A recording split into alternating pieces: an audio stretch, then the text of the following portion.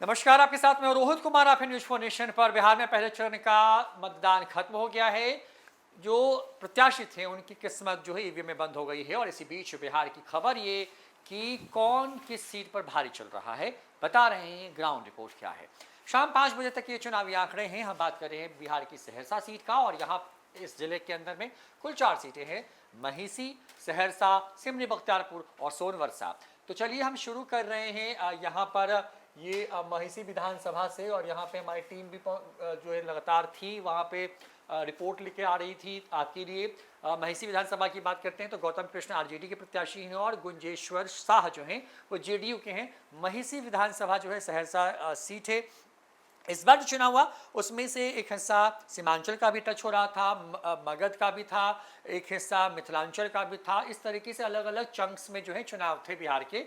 सहरसा जिले की बात कर रहे हैं और यहाँ पर देखिए देवांशु जुड़ रहे हैं हमारे साथ में। गुंजेश्वर शाह जेडीयू के देवांशु या गौतम कृष्ण आरजेडी के? हाँ, सिंपल अगर कहें तो पहले मुझे टिक वाला ये ला लीजिए। ये क्यों, वजह कई हो सकती हैं। देखिए, पहले ये गौतम कृष्ण आरजेडी के उम्मीदवार हैं, 2020 में भी उम्मीदवार थे। इस बार इन्होंने पैसे मांगे, चंदा जुटाने की कोशिश की। मतलब कहने मतलब अपने सोशल मीडिया अकाउंट पर जो है इन्होंने जो है अपने क्यूआर कोड दिया, कहा कि सहयोग जनता जनार्दन से मांगा, चंदा मांगा। हाँ, चंदा मांगा। और एक और उम्मीदवार है, उन्होंने भी बिहार में खुलेआम मांगा था, महिला उम्मीदवार है, हम आएंगे उस पर।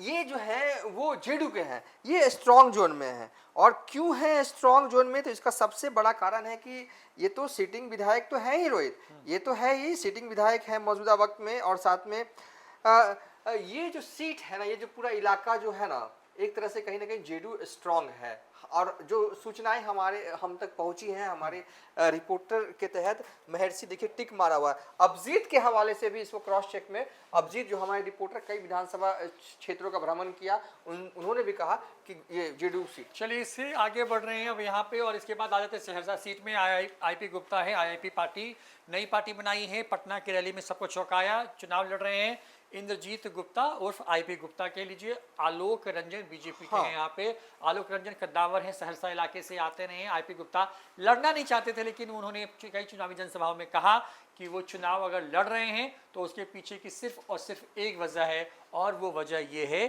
कि वो चुनाव लड़ना चाहते हैं जो है वो तेजस्वी यादव को मुख्यमंत्री बनाने के लिए। हम देखिए 2020 में इस सीट से, सहरसा से महागठबंधन के से जो है वो लवली आनंद चुनाव जो है वो लड़ी थी। इस बार इंद्रजीत गुप्ता, आईपी गुप्ता जिनको शॉर्ट में कहा जाता है, क्या चुनाव जीत रहे हैं। बीजेपी के आलोक रंजन जो है वो सिटिंग विधायक हैं। इस बार भी हमने कहा कि अगर आपको कुछ नहीं आता बिहार की पॉलिटिक्स में समझ में, शहरी सीट है, एज जो है आप एनडीए को दे दीजिए। और यहाँ एज है, लेकिन आईपी गुप्ता के लड़ने से कहीं न कहीं सहरसा विधानसभा सीट की सियासी जंग जो है वो रोचक तो हुई है, इससे इनकार नहीं किया जा सकता। हाँ, और हाकोरथम पानहे वाले आईपी गुप्ता ने इन्होंने सबको चौंकाया था, मुकाबला रोचक किया इस सीट पर। सिमरी बख्तियारपुर सीट की बात कर रहे हैं, यूसुफ सलाउद्दीन हैं, बड़े नेता हैं, कांग्रेस में रहे, फिर लोजपा में गए। इनके पिता की अपनी लेगेसी है, मतलब कहते हैं कि मतलब इनके पूरा पर क्या पढ़ यूसुफ इसमें है, आरजेडी में ना? नहीं, आप क्या थे, उनके पिता थे। अच्छा, ये बोल रहे थे। हाँ। सॉरी कुछ नहीं, वहाँ लिखो पापा के महबूब अली कैसर। हाँ, हमको लगा कोई गलत पढ़ रहा हूँ। तो इनके पिता जो थे महबूब अली कैसर, बड़े नेता रहे हैं, चुनाव भी जीता उन्होंने, एनडीए सरकार में रहे। बाद के वक्त में टिकट नहीं मिला उनको, तो वो जो है पार्टी उन्होंने बदली। उनके बेटे यूसुफ सलाउद्दीन आरजेडी के विधायक रहे, और संजय सिंह लोजपा से चुनाव लड़ रहे हैं। ये सिमरी बख्तियारपुर की हकीकत। देवांशु, क्या लग रहा है यहाँ? देखिए, सिमरी बख्तियारपुर पे ना उतना थोड़ा इजी नहीं है चीज़ें इस बार कि हम एक लाइन में किसी को टिक मार दें। लेकिन हाँ, लोजपा के जो उम्मीदवार हैं, 2020 में भी इन्होंने चुनाव लड़ा था, तब अकेले थी लोजपा। तब उन्हें वोट आता है 6962, यानी कि करीब 7000 वोट इनको आसपास आता है। और इनकी वजह से पिछले बार मुकेश सैनी सिमरी बख्तियारपुर से लड़ रहे थे, और जीत का जो अंतर है, यानी कि ये कितने वोटों से जीते थे, तो ये जो है वो जीते थे 1759 वोटों से, ठीक है। इतने वोटों से जीते थे और इन्हें जो वोट आता है कुल वो करीब 7,000 के करीब, ठीक है। इस हिसाब से देखें तो मुकेश सैनी की हार की वजह संजय सिंह थे। इस बार लोजपा ने इन्हें उम्मीदवार फिर बनाया है, इस बार एनडीए के तहत आए हैं, तो कहीं ना कहीं चीज़ें जो हैं वो बदली हैं। सिमरी बख्तियारपुर में कुछ भी हो सकता है, फाइट वाली स्थिति में जो है ये सीट है।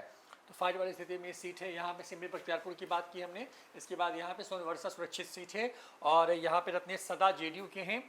नीतीश कुमार ने चौंकाया इनको मंत्री बना करके। सरिता देवी हैं यहाँ पे, कांग्रेस की प्रत्याशी हैं। तो कांग्रेस वर्सेस जेडीयू का मुकाबला है सोनवर्षा में। और देवांशु, लग क्या रहा है सोनवर्षा? देखिए ये मेरा आकलन नहीं है, हमारे संवाददाता अभिजीत जो है वो सोनवर्षा गए भी थे और उन्होंने जो हमें फोन पे जानकारी दी उसके हिसाब से रत्नेश सदा को एज है। रत्नेश सदा को और एज है। लंबे वक्त से हाँ, विधायक बनते हाँ, रहे। बहुत सरल सहज हैं। हाँ। तो ये पूरी कहानी हमने बताई आपको सहरसा सीट की। महेसी, सहरसा, सिमरी बख्तियारपुर और सोनवर्षा। और यहाँ पर लग रहा है कि इस इलाके को बचा पाने में फिर से जो है कामयाब हो जाएगी जदयू, क्योंकि ये पूरा गढ़ भी उसका है, वहाँ पे बहुत मेहनत और काम किया और वहाँ पर लग भी रहा है कि सहरसा जो है यहाँ पर मोरलेस जो है एक क्लीन स्वीप की तरफ जो है जदयू जाती हुई नजर आ रही है। फिलहाल इतना ही। देखते रहिए न्यूज़ 4 नेशन। नमस्कार।